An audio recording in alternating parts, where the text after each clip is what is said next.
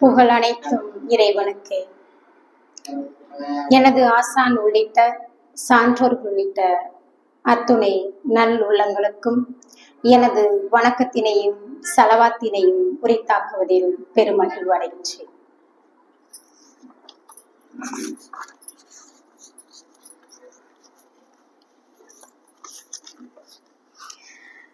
அணிலாடு முன்றில் என்பது என்ன என்பதை நான் தெளிவுபடுத்துகின்றேன். 1975 காஞ்சிபுரம் அருகில் உள்ள கன்னிகாபுரத்தில் பிறந்து இளங்கலை இயற்பியலை பச்சையப்பனிலும் முதுகலை தமிழ் இலக்கியமாம் முத்தமிழை சிங்கார சென்னையிலும் திரைப்பட பாடல்களின் ஆய்வினை முனைவர் பட்டமாக கொண்டு முன்னேற்றம் அடைந்த முற்போக்கு சிந்தனையாளர், தூசிகளின் தூறலாய்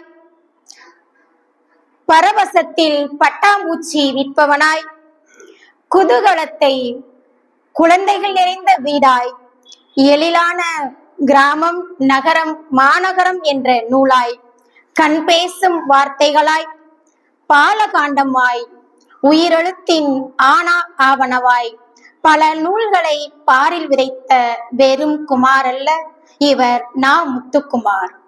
இவர் வேடிக்கை பார்ப்பவனாய் மட்டும் இருந்து விடாமல் உறவுகளின் உருக்கத்தை, உயர்ந்த நெருக்கத்தை, அணிலாடும் முன்றிலாய், அகத்தின் எழுச்சியாய், அகிலத்தின் வடிகாலாய் வலம் வரும் வளர்ச்சி பந்தல். சங்க இலக்கிய குறுந்தொகை பாடலின் ஆசிரியரின் பெயரினை தமது நூலுக்கு பெயராக வைத்த சங்கத்தமிழ் வித்தகர். அணிலாகிய நான் ஆடுகிறேன், என்னுடைய முன்றிலாக பல வகை உறவுகள் குறியீடாக படிமமாக இதோ. முனைவர் பட்டம் தமிழ் திரைப்பட பாடல்கள் 1990 முதல் 2000 வரை ஓர் ஆய்வு என்ற முனைவர் பட்டத்தின் தலைப்பை தமிழ் மொழி துறை தலைவராக இருந்த வா. ஜெயதேவன் அவர்களை நெறியாளராக கொண்டு டிசம்பர் 2005 ஆய்வேட்டை சமர்ப்பித்த சான்றோர் பெருந்தகை. அணிலாடு முன்றிலில் உறவுகள் 20 சொல்லியிருக்கின்றார். 20 உறவுகளை நான் 3 பிரிவுகளாக பிரித்திருக்கின்றேன். முதல் உறவே எல்லோருக்கும் புனிதமான உறவு, அழகான ஒரு உறவு, அதுதான் அம்மா. அம்மாக்களின் கண்களுக்கு எத்தனை வயதானாலும் பிள்ளைகள் குழந்தைகள் தானே. நா. முத்துக்குமார் சொல்லுகிறார், LKG படித்துக் கொண்டிருக்கும் பொழுது எனக்கு பிடிக்காத கீரை சாதத்தை செய்து கொடுத்த அம்மாவை நான் சண்டை போடலாம் என்று வீட்டிற்கு போகின்றேன். வீட்டில் ஒரே கும்பல். என்னவென்று கேட்டால், பாயில் படுக்க வேண்டிய எனது அம்மா பலகையில் படுத்திருந்தாள். அப்பொழுது அங்கிருக்கின்றவர்கள் எல்லோரும் என்னையை ஆறுதல் படுத்துவதற்காக அத்துணை கரும்புகளை கொடுத்தார்கள். ஆனால் அதன் பிறகு நான் சாப்பிட்ட அத்துணை கரும்புகளும் எனக்கு கசக்கத்தான் செய்தது என்று அம்மாவின் இறப்பை அழகாக பதிவு செய்திருக்கிறார் கவிஞர்.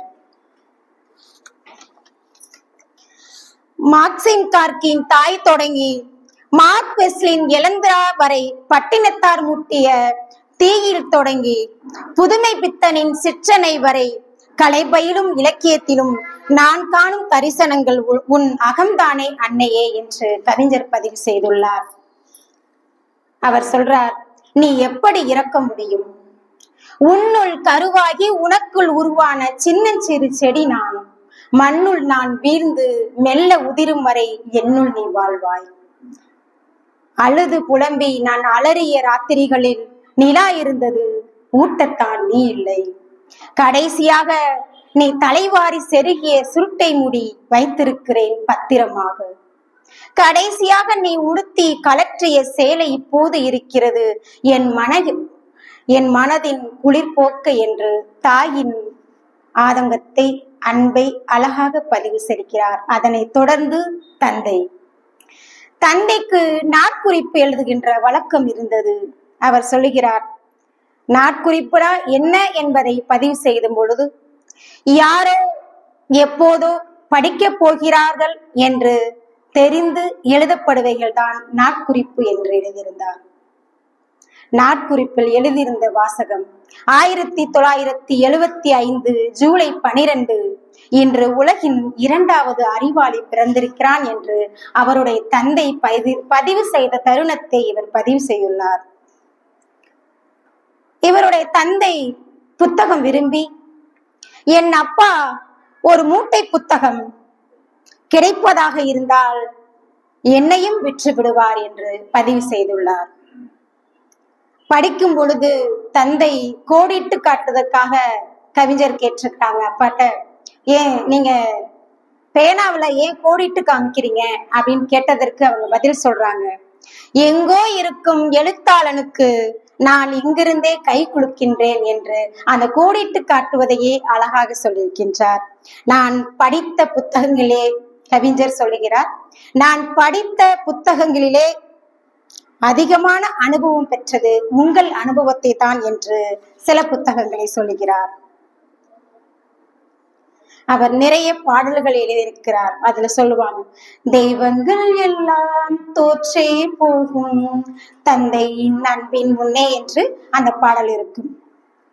அதனை தொடர்ந்து சகோதரியை சொல்லும் பொழுது, அக்கா தங்கைகளோடு பிறக்கவில்லை, இருந்தாலும் நண்பர்களுடைய அக்கா எனக்கு என்னுடைய வாழ்க்கையை சீரமைக்கிறதுக்கு உதவியாக இருந்தாங்க என்று சகோதரியை பற்றி அழகாக சொல்லியிருக்கின்றார். அதனை தொடர்ந்து தம்பி என்பவன் அண்ணனுக்காக தன் இன்பங்களை தொலைத்தவன். நான் மலர்ந்த தொப்புள் கொடியின் இன்னொரு பூ, என் உதிரத்தின் பங்காளி, வேற்றுருவன் ஆனாலும் மாற்றுருவன், என் பசி அறிந்தவன், நாணயத்தின் இன்னொரு பக்கம் சக ஊன் என்று தம்பியை பற்றி பதிவு செய்துள்ளார். அண்ணனின் சாயல் வாழ்க்கை முழுக்க துரத்தி கொண்டே இருப்பதன் வழி எப்பொழுது தெரிந்தது? தம்பி அண்ணன் என்ற உறவு தம்பியை உணர்ந்த நிமிடமாக 3 நிகழ்வு பதிவு. முதல்ல கோடை காலத்துல தம்பி போய் விளையாண்டுகிட்டு இருக்காங்க. அப்ப தம்பி யாரோ ஒருத்தவங்க அடிச்சுட்டாங்க. அப்பொழுது அடித்தவனை அடித்து மௌனமாக கூட்டிட்டு வந்த அந்த தருணத்தை, அந்த மௌனம் அண்ணன் தம்பி உறவை அங்கே உணர்த்தினது என்பதை இங்கு தெரியப்படுத்துகிறேன். 2வது, தோழனாக தம்பி எப்பொழுது காட்சியளித்தார் என்றால், திருமண நிகழ்வு தாய் தந்தையருக்கு தெரியாமல் காதல் திருமணம் செய்து வைத்திருக்கிறார். 3வது, திருமணத்திற்கு பிறகு அவர் சொன்ன வாசகம், எந்த திசையில் வீசினாலும் காற்றின் ஈரம் காற்றில் இருப்பதை போல பிரிந்திருக்கும் சேர்ந்திருப்பது சகோதரத்துவம் என்று அந்த அண்ணன் தம்பி என உறவை அழகாக பதிவு செய்துள்ளார்.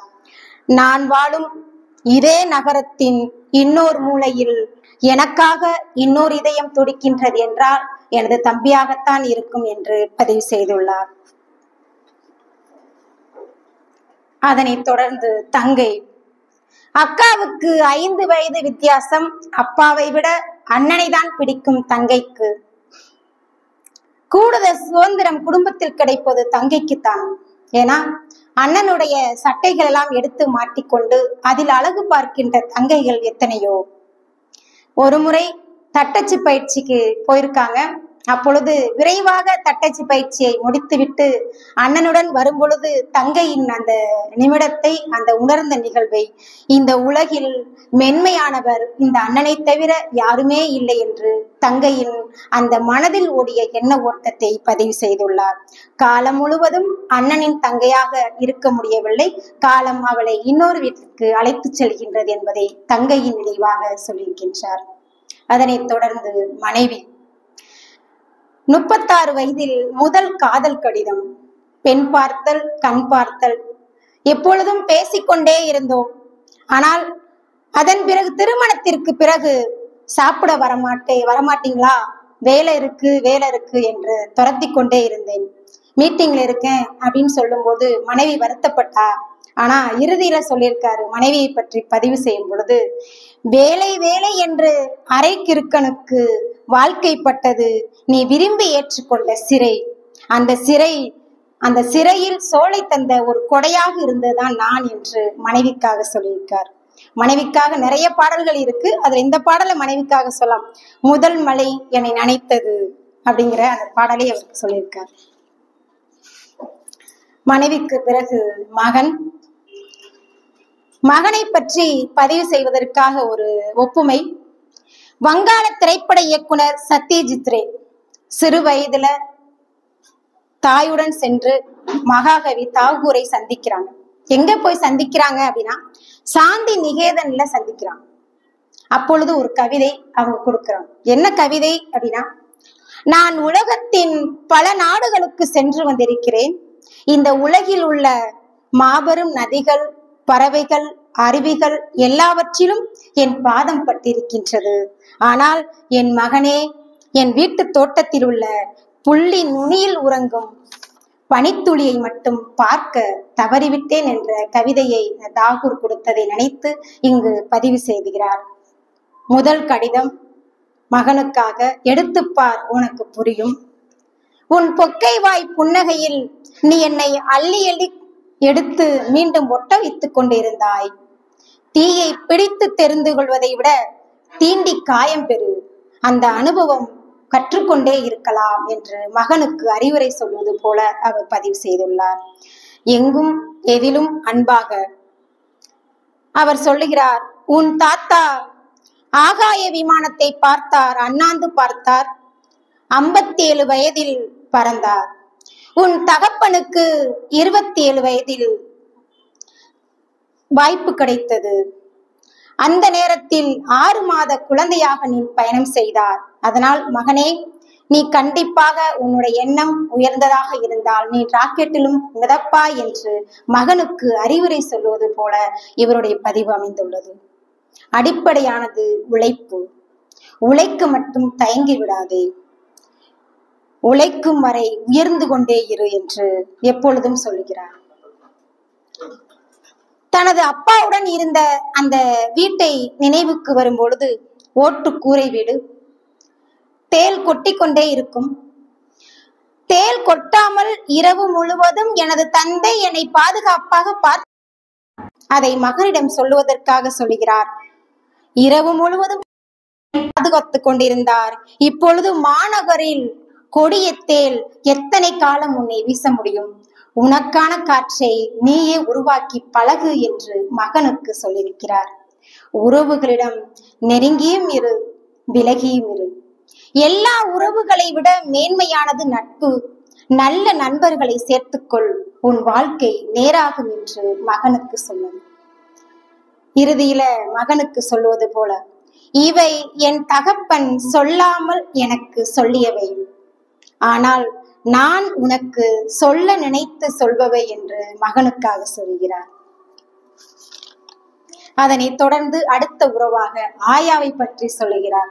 ஏனால் சிறு வயதில் அம்மா இறந்ததனால் அதிகமான அன்பு, அரவணைப்பு ஆயாவிடமிருந்து கிடைத்தது. ஆயாவை பற்றி நிறைய நிகழ்வுகள் இருந்தாலும் ஒரு சிலதை மட்டும்தான் நான் உங்களுக்கு சொல்கிறேன். ஆயா முந்தானையில் மடித்து கொண்டு வருகின்ற போண்டா என்ற அதை மறக்க முடியாது. மிதிவண்டியில் போகும் பொழுது எப்பொழுதும் கவனமாக போ, பார்த்து போ என்று என் மேல் வைத்திருக்கின்ற அக்கறையை நான் ஒருபோதும் மறக்க மாட்டேன். இரவு முழுவதும் நான் படித்துக் கொண்டிருப்பேன், அது ஆயாவுக்கு பிடிக்காது. ரா முழுவதும் கண் விழிக்காதே, உன் உடம்பு கெட்டுவிடும் என்று ஆயா எனக்கு அனுபவத்தையும் அன்பையும் வாரி வாரி கொட்டினார். மண் சட்டியில் வைக்கின்ற மீன் குழம்பு எனக்கு அது மீன் குழம்பாக இல்லை, தேன் குழம்பாக இருந்தது என்பதை பதிவு செய்துள்ளார். ஒரு முறை பத்திரிகைக்காரர்கள் முத்துக்குமார் அவர்களை பேட்டி எடுக்க வந்திருக்கிறாங்க.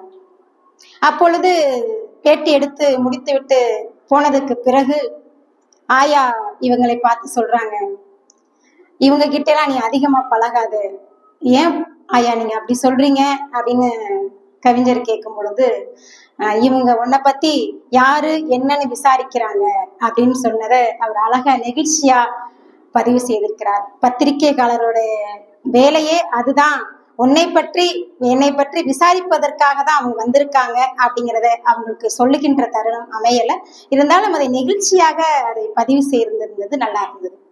அவர்களை தொடர்ந்து தாத்தா என்ற உறவை பற்றி சொல்லும் பொழுது, அப்பாவுக்கும் மகனுக்கும் உள்ள உறவுக்கும் தாத்தா பேரனுக்குள்ள உறவுக்கும் உள்ள வித்தியாசத்தை காற்றிலாடி அவர் நினைத்து கொண்டிருக்கும் பொழுது, அப்பா மகன் உறவு தோழமையாக பிரியமாக, கண்டிப்பாக, கவனமாக, பதற்றமாக, எதிர்பார்ப்பாக இருக்கும். ஆனால் தாத்தா பேரன் உறவு இதையெல்லாம் தாண்டி ஒரு குழந்தைத்தனம் இருக்கும். எத்தனை பேரன்கள் இருந்தாலும் தாத்தாவின் கண்ணாடியை அணியாத பேரன்கள் யாரும் இருக்க முடியாது இந்த உலகத்தில் என்பதை பதிவு செய்துள்ளார். ஒழுக்கம்.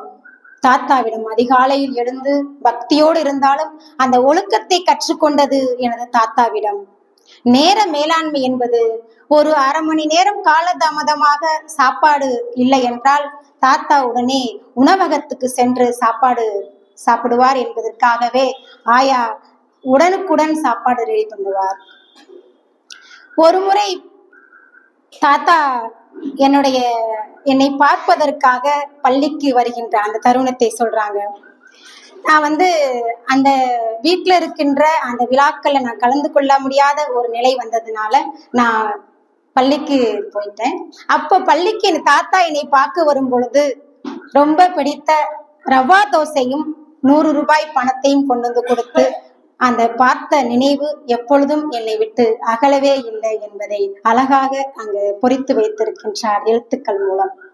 அதனை தொடர்ந்து உறவாக தாய் மாமன். ஒவ்வொரு குழந்தைக்கும் ஒரு ஆண் தாயாக இருக்கின்றது தாய் மாமன் தான். இவருடைய தாய் மாமன்கள் மொத்தம் 5 பேர். இவர் சொல்லுகிற போது உள்ளங்கைகளில் கிளை பிரிகி போல 5 விரல்கள் போல 5 மாமாக்கள் என்பதை பதிவு செய்கிறார். முதல் மாமா கட்டை விரல் போன்றது. கட்டை விரல் எப்பொழுதும் முன்னேற்றத்திற்காகவும் ஒரு நல்ல பழக்க வழக்கத்தை சொல்வதற்காக இருப்பதற்காக அந்த மாமா சொல்லுகின்றது எப்பொழுதும் சேமித்து பழகு, உண்டியல்ல சேமிப்பு பழகு என்பதை முன்னேற்றத்திற்காக அந்த மாமா சொன்னது. எத்தனை சேமிப்பு உண்டியல் நம்ம இருந்தாலும் குழந்தைகளாக இருக்கும் பொழுது அந்த உண்டியலை எடுத்து தென்னங்குச்சியில அந்த காசை எடுக்கின்ற ஒரு அனுபவம் இருக்கு. அது எல்லோரும் அதை அனுபவிச்சிருப்போம். அடுத்த மாமா எனது ஆட்காட்டி விரல் போல புதிய புதிய திசைகளை அறிமுகம் செய்வாரு. திரைப்படத்திற்கு கூட்டிட்டு போவாங்க, ஜவுளி கடை கூட்டிட்டு போவாங்க. அதனால அந்த திசைகள் அறிமுகத்திற்காக நான் ஆட்காட்டி விரல் போல எனது மாமாவை அறிமுகம் செய்கின்றேன். மூன்றாவதாக நடுவிரல் போல. நடுவிரல் எப்பொழுதுமே ஒரு பயந்து கொண்டு இருக்கும். அதே மாதிரி அந்த மாமாவை பார்க்கிற போலாம் பயம் இருக்கும். பயம் என்றால் அது ஒரு மரியாதை தான். வெயில்ல நிக்காத உடம்பு கெட்டு போயிடும். ரொம்ப நேரம் படிக்காத கண் விழிக்காத உடம்பு கெட்டு போயிரு. இது போல அறிவுரைகள் சொன்னது அத்தனையும் முன்னேற்றத்தின் ஒரு பக்கமாகத்தான் இருக்கும் அந்த மாமாவின் அறிவுரைகள். அடுத்து மோதிர விரல் போல இருக்கின்ற மாமா எப்பொழுதும் பந்தாவாக ஆடம்பரமாக பளபளப்பாக இருக்கின்ற அந்த மாமா எங்களை பொருட்காட்சிக்கு அழைத்து செல்கின்றதே அந்த மாமா தான். அந்த உணர்வை எங்களால் எப்பொழுதும் மறக்க முடியாது. அடுத்த மாமா 5வது மாமாவை சொல்லும் பொழுது சுண்டு விரல் போல. கடைசி மாமா எப்பொழுதும் சுண்டு விரல் எல்லா வாண்டுகளையும் மேய்க்கின்ற பொறுப்பைதான் அந்த சுண்டு விரல் கிடைக்கும். இந்த மாமாவுக்கு அதிகமான நண்பர்கள் இருக்கின்றன என்பதை சொல்கிறார். அப்ப மாமாவின் வரிசையில் இத்தனை மாமாக்கள் இருந்தாலும் இறுதியாக அவர் ஒரு வார்த்தை சொல்கிறார். என் தாய் உதிரத்தின் மிச்சம், என் தமக்கை உதிரத்தின் மிச்சம், என்னை அவர்களும் அவர்களை நானும் கற்றுக்கொள்கின்ற நகர்கிறது என்னுடைய வாழ்க்கை என்று பதிவு செய்கிறார். அவரை தொடர்ந்து அடுத்த உறவாக அத்தை என்பதை பதிவு செய்யும் பொழுது குடும்பத்தின் 4 அத்தைகளை, அப்பாவின் தங்கை அக்கா தங்கைகளை சொல்லும் பொழுது குடும்பத்தின் முதல் புரட்சி பெண்ணாக முதல் அத்தையை எடுத்து காட்டுகிறார். முதல் அத்தை எதற்காக புரட்சி பெண் என்று சொன்னார் என்றால், காதலித்து திருமணம் பண்ணுவதனால் அந்த குடும்பம் 2ஆக பிரிந்தது. அதன் பிறகு ஒரு மரண நிகழ்ச்சியில் இணைந்து விட்டோம் என்பதற்காக அந்த முதல் அத்தையை புரட்சி பெண் அப்படிங்கிறதை பதிவு செய்கிறார். அன்பின் மறு உருவமாக அந்த அத்தை இருந்தது. அதற்காக ஒரு கவிதை சொல்கிறார். நெல்வயலில் ரோஜா கூட கலைதான், பா ஜெயப்பிரகாசம் சிறுகதையில் சொல்வது போல எப்பொழுதும் அதிகப்படியான அன்பும் சுமைதான் என்பதை இந்த இடத்தில் பதிவு செய்துள்ளார். 2வது அத்தை கலெக்டர் ஆபீஸ் பக்கத்துல அவங்க வீடு இருக்கிறதுனால அந்த அத்தையை கலெக்டர் ஆபீஸ் அத்தை என்று சொல்வார். அவங்க அப்பாவுடைய திசையை மாற்றி பயணம் செய்து அவங்களை ஒரு ஆசிரியராக உருவாக்கிய தருணம் அந்த அத்தைக்கு தான் சேரும் என்பதை 2வது அத்தை சொல்கிறார். 3வது தாம்பரத்தில் வசிக்கின்ற அத்தை. சம்பாதிக்கும் பொழுதே ஒரு இடம் வாங்கி போடு, என்ன மாதிரி விட்டு விடாத என்று அந்த கருத்தை அத்தை சொல்லும்போது, உயர்வுக்கு வழிகாட்டியாக இந்த அத்தை எனக்கு உதவியாக இருந்தாங்க என்பதை இந்த இடத்தில் பதிவு செய்துள்ளார். 4வது, பால்ய காலம். அந்த காலம் முழுவதும் அந்த அத்தையுடன் கலந்தது. அப்பொழுது சொல்லுகிறார், இந்த அத்தைகளுடைய பயணங்கள்ல அவங்க செஞ்ச வீட்டில் செய்த அந்த பலகாரத்தின் அந்த அனுபவத்தை சொல்வதற்காக ஒரு வரி. இன்று சாலிகிராமம் பெட்டிக்கடை அதிரசம் பிரிக்கும் போது ஒவ்வொரு துண்டிலிருந்து ஒரு குட்டி பையனும் ஆயாவும் 4 அத்தைகளும் வெளிவருகின்றன என்று இங்கு பதிவு செய்கிறார். எப்பொழுதும் நாம் வீட்டில் சுடுகின்ற அதிரசத்தை சாப்பிடும் பொழுது அதில் இருக்கின்ற இனிப்பும் சுவையும் அதிகமாக இருக்கிறது என்பதை நாம் இங்கு புரிந்து கொள்ள முடிகின்றது. அதனைத் தொடர்ந்து முறைப்பெண்ணை சொல்லும் பொழுது அவர்களுக்குள்ளேயே ஒரு நாற்காலி கிட்ட பதில் கேட்கறது மாதிரியே அத்தை பெண் அன்பு அதிகமா, மாமா பொண்ணு அன்பு அதிகமா என்பதை வாசகர்கள்ட்ட கேட்கணுங்கிறதுக்காண்டி இந்த 2 உரையாடலையுமே அவர்களுக்குள்ளே பேசிக்கிறாங்க. அப்ப அத்தை பெண்ணுடைய அன்பு எப்படிப்பட்டது அப்படிங்கிறதுக்காக சொல்றாங்க. விளையாடும் போது செப்பு வச்சு அந்த ஜாமான்லாம் வச்சு விளையாடுவாங்க. நான் தான் முக்கியம், என்னை விட வேற யாரும் இல்லை இந்த உலகத்துல அப்படின்றாங்க. அப்ப திருமணம் அப்படின்னு ஒரு நிகழ்வு வரும் பொழுது வேணாம், உறவுகளுக்குள்ள திருமணம் செய்தால் குழந்தைக்கு இடையூறாக இருக்கும், அதனால் வேணாம் என்று சொல்லிடுவாங்க. அப்ப அத்தை பெண்ணோட அன்பு இவ்வளவுதானா அப்படின்னு அவங்க அது பக்கம் ஒரு உரையாடலை ஒரு பக்கம் வைத்து விட்டு மறுபக்கம் மாமா பொண்ணை பற்றி சொல்லுவாங்க. அப்ப உங்க அத்தை பொண்ணு விளையாட்டுக்கு தான் அந்த விளையாட்டு பொருளை வைத்து சமைச்சு கொடுத்து உங்க மேல பாசம் வச்சாங்க. ஆனா எங்க மாமா பொண்ணு ஆற்றுல போயிட்டு மீனை பிடிச்சி அவங்களே சமைச்சு கொண்டு எனக்கு கொடுப்பாங்க. அப்ப அத்தை பொண்ணை விட மாமா பொண்ணுதான் அன்பு அதிகம் அப்படின்னு சொல்லுவாங்க. இதே மாதிரி ஒவ்வொரு 2 நிகழ்வையும் சொல்லிக்கிட்டு வரும் பொழுது நாட்காலிகள் ஒவ்வொன்றும் நகரத் தொடங்குது. பார்வையாளரிடம் நான் தீர்ப்பை ஒப்படைச்சிட்டேன், அதனால அன்பு அப்படிங்கிறது 2 பெண்களிடம் இருக்கு அப்படிங்கிறத சொல்றாங்க. அதனை தொடர்ந்து உறவாக சித்தப்பாவை சொல்லும் பொழுது, நிழலில் வளர்ந்த சின்னஞ்சிறு செடிகள் தான் கறி வாங்க செல்லும் முன் சைக்கிளில் இடம் பிடிப்பவர் பாக்கியசாலி. சித்தப்பா என்றாலே வீட்டுல இருக்கிற அண்ணன் பசங்களை கூட்டிட்டு போயிட்டு எங்கேயாவது போகணும்னு நினைப்பாங்க. அப்பொழுது கவிஞர் முத்துக்குமார் அவர்களே எல்லாரும் வீட்டுல இருக்கிறப்ப கறி வாங்குறதுக்கு செல்லுவோம் அப்படின்னு நினைக்கிறப்ப அந்த மிதிவண்டியில போயிட்டு யாரு முதல்ல இடம் பிடிக்கிறாங்களோ அவங்கதான் பாக்கியசாலி. அந்த அளவுக்கு ஓட்டம் நடையுமாக ஓடி அந்த கறி வாங்க செல்வோம். அந்த அனுபவம் எனக்கு உண்மையிலேயே நெகிழ்ச்சியாக இருக்கின்றது என்பதை பதிவு செய்துள்ளார். அவனை தொடர்ந்து சித்தி வரப்போறாங்க அப்படின்னு நண்பர்கள்ட்ட போயிட்டு ரொம்ப மகிழ்ச்சியா சொல்லும் பொழுது ஒரு நண்பர் சொல்லியிருக்காங்க, சித்தினா உனக்கு என்னன்னு தெரியுமா, எத்தனை படம் பார்த்திருக்க, நீ படமே பார்த்தது கிடையாதா, சினிமாவில் வர சித்திலாம் நீ பார்க்கலையா, சித்தினா கொடுமை பண்றவங்க அப்படின்னு நண்பர்கள் இவங்களை மனசை இது பண்ணியிருக்காங்க. ஒரே யோசனையிலே இருந்துட்டே இருக்கிற காலகட்டத்துல திடீரென்று அப்பாவுக்கு திருமணம் நடக்கின்றது. நடந்ததுக்கு பிறகும் இதே யோசனை தான், சித்தி ஒருவேளை கொடுமை பண்ணுவாங்களோ அப்படின்னு நினைச்சுக்கிட்டே இருக்காங்க.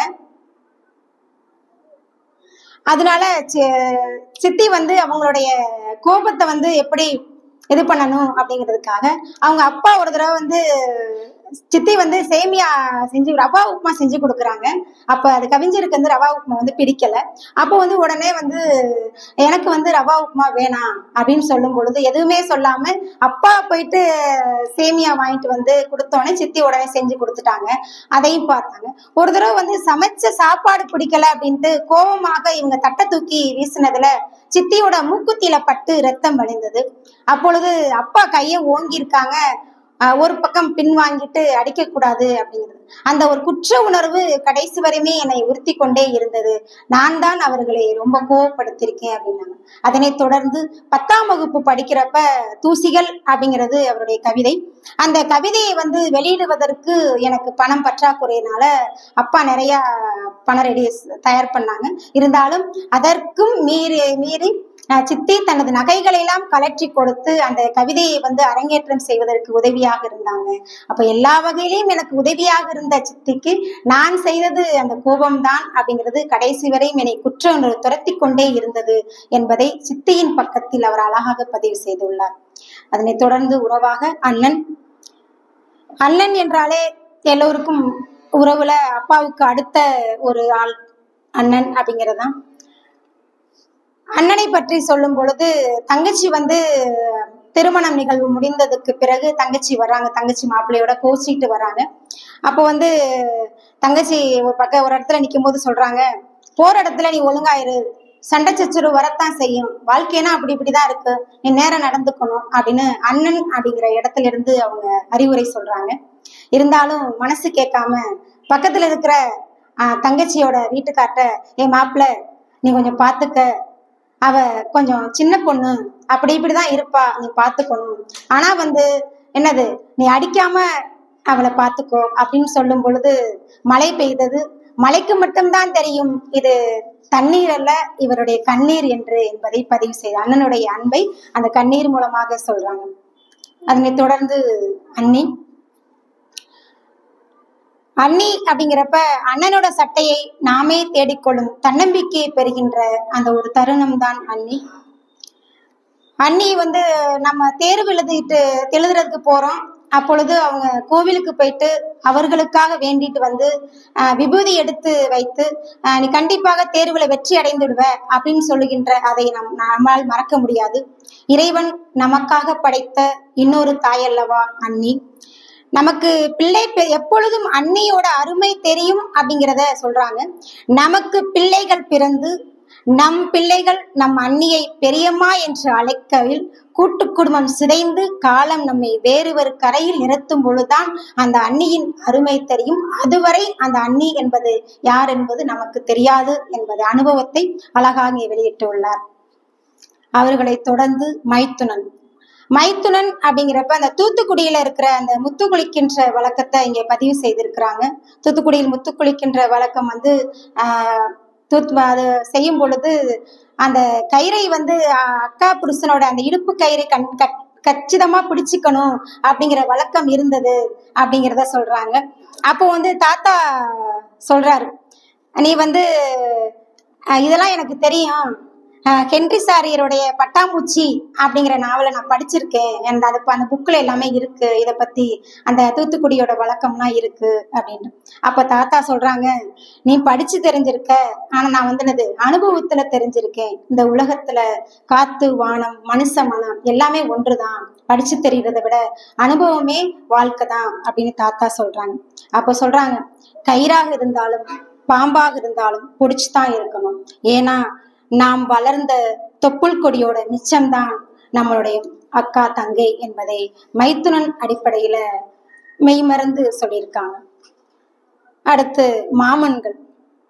மாமன்கள் என்பது அக்கா மாமா உறவு அப்படிங்கிறது ஆரம்பத்துல கசப்பாக இருந்தாலும் அதன் பிறகு திருமணமாகி உறவுகள் எல்லாம் நெருக்கமானதுக்கு அப்புறம் அவங்க ஒரு தந்தையாக, ஒரு தோழனாக, ஒரு அண்ணனாக, குடும்பத்துல ஒரு பாதுகாப்பு கேடயமாக இருக்கும் பொழுதுதான் அக்கா மாமாவுடைய உறவு தெரியும். ஆரம்பத்துல நமக்கு ஒரு கசப்பாக தான் தெரியும் அப்படிங்கிறத சொல்லியிருக்காங்க.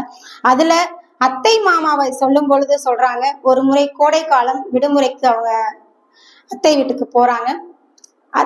அத்தை வீட்டுக்கு அவங்க போகும் பொழுது அத்தையோட பாசத்தை விட மாமாவின் பாசம் அதிகமாக இருக்கும். ஆனா மாமா அதிகமா வெளிப்படுத்த மாட்டாங்க, அத்தை வெளிப்படுத்துவாங்க. ஏன்னா தன்னுடைய அண்ணன் பையன் அப்படிங்கிற மாதிரி ஒரு உறவுல இது பண்ணுவாங்க. அப்ப கோடை விடுமுறை முடிஞ்சிருச்சு, நான் மாமா போயிட்டு வரேன் அப்படின்னு சொல்றாங்க. அப்போ அதுக்கு முன்னாடியே ஒரு 2-3 நாளைக்கு முன்னாடியே அத்தை 100 ரூபாய் பணத்தை அவங்களுடைய பாக்கெட்ல வச்சுட்டாங்க. கடைசியா அவங்க மாமாட்ட போயிட்டு நான் போயிட்டு வரேன்னு சொல்லும் பொழுது அந்த 20 ரூபாய், சரி மருமையே நீங்க போயிட்டு வாங்க அப்படின்னு சொல்லி 20 ரூபாய் கொடுக்குறாங்க. அந்த 20 ரூபாவை பாக்கெட்ல வைக்கிறப்ப அந்த 100 ரூபாய் உரசுனது, அப்ப மனசுக்குள்ள ஒரு ஓட்டம், ஆகா அத்தை நமக்கு 100 ரூபாய் கொடுத்தது ஒருவேளை மாமாவுக்கு தெரிஞ்சிருமோ அப்படிங்கிற குற்ற உணர்வோடு. ஏன்னா மாமா தான் பஸ் ஏத்துறதுக்கு வர்றாங்க. அந்த உணர்வை அழகா சொல்றாங்க. 100 ரூபாவை இந்த 20 ரூபாய் உரசும் பொழுது எனக்கு மனசு ஒரு மாதிரி இருந்தது. ஏன்னா அத்தை மாமாவுக்கு தெரியாம கொடுத்தது, ஆனா மாமா கொடுக்கும் பொழுது அத்தைக்கு தெரியாது. ஆனா 2ம் 100ம் 20ம் அங்கே பாக்கெட்டில் உரசும் பொழுது அந்த உறவின் அதிக வலிமை இருக்கும். அவங்க பாசப்பிணைப்பு வெளியில தெரியாது அப்படிங்கிறத அந்த பணத்தின் மூலமா தான் அந்த பாசப்பிணைப்பை காமிக்க முடியுங்கிறத இங்க பதிவு செய்துறாங்க. பாலிய காலம் அத்தை பையன் மாமா பையன் இவங்களோட நினைவுகளோடு போயிட்டு நினைவு பட்டமாகவே இருந்தது அப்படிங்கிறது சொல்றாங்க. அடுத்து பெரியம்மா, பெருமை அடையாத பௌர்ணமியின் முழுமையும் ஒரு இரவுக்குத்தான் அப்படிங்கிறது ஜென் தத்துவம். அதை பெரியம்மா அப்படிங்கிற அடிப்படையில சொல்றாங்க. விடுமுறை ஆரம்பிச்சிருச்சு. தன்னுடைய மகனை ஒரு நாள், எப்பொழுதுமே வேலை வேலை என்று இருந்தாலும் ஒரு நாள் போய் பள்ளியில போயிட்டு நம்மளுடைய மகனை பள்ளியில இருந்து அழைச்சிட்டு வருவன்ட்டு போறாங்க. அப்போ மகனை பள்ளியில இருந்து கூட்டிட்டு வரும் பொழுது, அப்பா விடுமுறைக்கு லண்டன் போகணும்ப்பா அப்படின்னு மகன் சொல்றான். அப்ப லண்டனா, சரி நண்பன்லாம் லண்டன் போறாங்களாம், நானும் லண்டன் தான் போகணும் அப்படின்னு மகன் சொல்றான். நான் முத்துக்குமாருடைய மகன். அப்பொழுது அப்பா நீங்க விடுமுறை காலங்கள்ல எங்க போனீங்க அப்படின்னு கேக்குறாங்க. நான் பெரியம்மா வீட்டுக்கு தான் போனேன். அப்ப பெரியம்மா வீடு லண்டனா அப்படின்னு அந்த மகன் கேக்குறான். இல்லப்பா பெரியம்மா வீடு லண்டன் கிடையாது, அவன் என்னது அவங்க இங்கதான் இருக்காங்க, பக்கத்துலதான் இருக்காங்க, பக்கத்து ஊர் தான் அப்படின்னு சொல்றாங்க. அந்த பெரியம்மா வீட்டுல அவங்க கோடை விடுமுறையில எப்படி இருந்தாங்க அப்படிங்கிற ஒரு அனுபவத்தை சொல்றாங்க. அப்ப லண்டன் கிடையாது, பெரியம்மா வீடு அம்பத்தூர் தான் அப்படின்றாங்க. அப்ப மொட்டை மாடியில மாஞ்சா காத்தாடி விட்டது, நாளெல்லாம் ஆட்டம் போட்டது. கடைசி வாரம் விடுமுறை முடியும். அப்பொழுது எங்களுக்கு அந்த யூனிஃபார்ம், அந்த துணியெல்லாம் எடுத்து கொடுத்து பலகாரம்லாம் செஞ்சு வீட்டுக்கு அனுப்புவாங்க. அந்த நிகழ்ச்சியை பதிவு செய்யறப்ப அந்த கடைசி வரும் பொழுது பெரியம்மாவோட மகன் டிவியை உடைச்சிடறான். அப்பொழுது பெரியம்மா அடிக்கிறதுக்காக ஒடியாரும் பொழுது சிறு பிள்ளையில நம்ம ஒரு பிள்ளைய மாட்டி கொடுக்கறதுல ஒரு ஆனந்தம் இருக்கும். அதே போல கவிஞர் அவர்கள் பெரியம்மாவுடைய மகனை இந்தா நான் புடிச்சு கொடுக்குறேன், உன்னை பையன் நான் புடிச்சிட்டேன், இந்தா பையன் பாத்துக்கோ அப்படின்றார். அப்பொழுது பெரியம்மா சொல்லுவாங்க, என் மகனை அடி வாங்கி கொடுக்கறதுல உனக்கு என்ன அவ்வளவு ஆனந்தம் அப்படின்னு சொல்லும் பொழுது அப்பொழுதும் எனக்கு உணர்ந்தது உறவு வேறு உதிரம் வேறு என்று அப்பொழுது நான் உணர்ந்து கொண்டேன் என்று அழகாக பதிவு செய்திருக்கிறார். அடுத்து தொடர்ந்து இறுதியான 20வது உறவாக பங்காளி என்று, வேர் என்பது கண்ணுக்கு தெரியாத மரத்தின் பூ, பூ என்பது கண்ணுக்கு தெரியும் மரத்தின் வேர் என்ற தாகூரின் கவிதையை இங்கு சொல்லுகிறாங்க. பங்காளி என்பது நினைவலைகள்ல அதிகமாக இருக்கும். ஒரு முறை அவங்க மரண நிகழ்ச்சியில தான் சந்திச்சுக்கிறாங்க. ஏன்னா குடும்பங்கள் விரிசல் அடைந்துருச்சு. ஏதோ ஒரு காரணத்திற்காக விரிசல் இருக்கும். எல்லா உறவுகள்லையும் பங்காளி சண்டைகள் இருக்கும். அதே போல மலேசியாவில் யுவன் சங்கர் ராஜாவோடு அவர் இருக்கும் பொழுது ஒரு அலைபேசியில் ஒரு போன், நான் வேலூரில் இருந்து பேசுகிறேன், உங்கள் பங்காளி என்று போன் வருகிறது. ஒரு நிகழ்ச்சி, இறப்பு நிகழ்ச்சிக்காக அவங்களுக்கு கால் வருது. அப்ப மறுபடியும் அங்கிருந்து அவங்க வேலூருக்கு போறாங்க. அவங்க மனைவி கிட்ட சொல்றாங்க, நான் வேலூருக்கு போயிட்டு வரேன். அப்ப மனைவி கேக்குறாங்க, நீங்க போயிட்டு வரும் பொழுது உங்களுடைய மீசை தாடி எல்லாவற்றையும் எடுத்து விட்டு வருவீங்களா அப்படின்னு கேக்குறாங்க. ஆமா கண்டிப்பாக, நான் போயிட்டு எல்லாத்தையும், அப்ப அடையாளமே தெரியாது அப்படின்றாங்க. அப்படி அங்க சிறு வயதில் அவங்க இருந்த அனுபவத்தை அந்த பாலாற்றங்கரையில இருந்து அந்த பேருந்துல மகிழுந்துல போகும் பொழுது அவங்க பார்த்த அனுபவங்களை எல்லாம் நினைத்து கொண்டே அவங்க வீட்டிற்கு வருகிறார்கள். இவ்வளவு குறுகிய காலம் குறிக்கோளோடு உறவுகளுடைய நெருக்கத்தை உருக்கத்தை அழகாக நிறைய சொல்லலாம். நிறைய கருத்துக்கள் அவருடைய நெருக்கத்துல இருக்கு. படித்ததுல ரசித்ததுல பிடிச்சத சில விஷயங்களை சில செய்திகளை தான் இருக்கு. குறுகிய காலம் என்றாலும் இறுதியில் மஞ்சள் காமாலை நோய் 2016 ஆகஸ்ட் 14 அவர் சுதந்திரமாக கருத்துக்களை வெளியிட்டாலும் சுதந்திர தினத்திற்கு முதல் தினமாக அவருடைய நினைவு தினம் வருகிறது. தமிழின் புதுமையை படைப்பதற்கு ஏராளமான பாடல்களையும் படைப்புகளையும் அவர் எழுதியிருக்கிறார். இந்த நம்ம எப்பொழுதுமே இந்த நினைவு யாருமே நினைச்சு பார்க்காதீங்க, நினைவுகள் எல்லாம் நினைச்சு பார்த்தா எல்லாருக்குமே கஷ்டமா இருக்கு, கடந்து போன நினைவுகள் எல்லாம் நினைக்காதீங்க அப்படின்னு ஒரு பக்கம் சொல்லுவோம். ஒரு பக்கம் வந்து எப்போதுமே அது நமக்கு ஒரு அனுபவத்தை தான் கொடுக்கும் அப்படின்னு சொல்லுவோம். அதனால இவரே சொல்லுவார் எல்லாத்தையும் மறந்துடணும் அப்படின்றது. இருந்தாலும் அந்த கணையாழி அப்படின்ற இலக்கிய இதழ்ல இந்த நூலுக்கான அந்த முன்னோட்டத்தை அவர் சொல்லியிருக்காரு. அதை வாசிக்கின்றேன். பால்யத்திற்கு திரும்புதல். நினைவுகளின் வழியாக கூட நீ உன் பால்யத்திற்கு திரும்பி செல்லாதே. கிணற்றில் முங்கி எழுவதைப் போல சுலபம் இல்லை அது. தெருமுனை தேநீர் கடைக்கு சென்று திரும்புவதைப் போல இயல்பானதும் இல்லை. வயதென்னும் ரயில் வண்டி முன்னேற முன்னேற பின்னோக்கி நகரும் மரங்களின் மாயத் தோற்றத்தில் மயங்கி நீ உன் பால்யத்துக்குள் நுழைய துடிக்கிறாய். தெரிந்த துரோகத்தை, தெரியாத காதலை, முறிந்த உறவை, முறியாத முட்காடுகளை மீண்டும் சென்று தொடுவதில் என்ன கிடைத்து விட போகிறது உனக்கு? ஒரு வழியை திரும்ப திரும்ப தொடும் வழியில் அப்படி என்ன சுகம்? உன் துருப்பிடித்த சைக்கிளின் செம்மண் தடங்களை தார் சாலைகள் மூடிவிட்டன. நீ நடந்து சென்ற மார்கழியின் வீதி மாக்கோளமும் காலப்புழுதியில் கலைந்து விட்டன. உன் நூலில் பறந்த பொன் வண்டுகள் பெயர் தெரியுமா? காட்டுக்குள் தொலைந்து போன முற்பகலும் தூக்கமில்லா பின்னிரவும் மறந்ததா மடநெஞ்சம்? என் பிரிய நண்பா, பிணத்தை எரித்துவிட்டு சுடுகாட்டிலிருந்து கிளம்புவர்களிடம் சொல்வதைப் போல சொல்கிறேன், திரும்பி பார்க்காமல் முன்னே நடந்து போ என்று. நானே கணையாழி இலக்கியத்துல எழுதியிருக்கேன். ஆனா இந்த கட்டுரை, இந்த அணிலாடும் மூன்றில் என்ற கட்டுரை 20 உறவுகளை பற்றி இருந்தாலும் அதற்கு முரணான கட்டுரையாக இருக்கு என்பதை அழகாக இதில் பதிவு செய்திருக்கிறார்.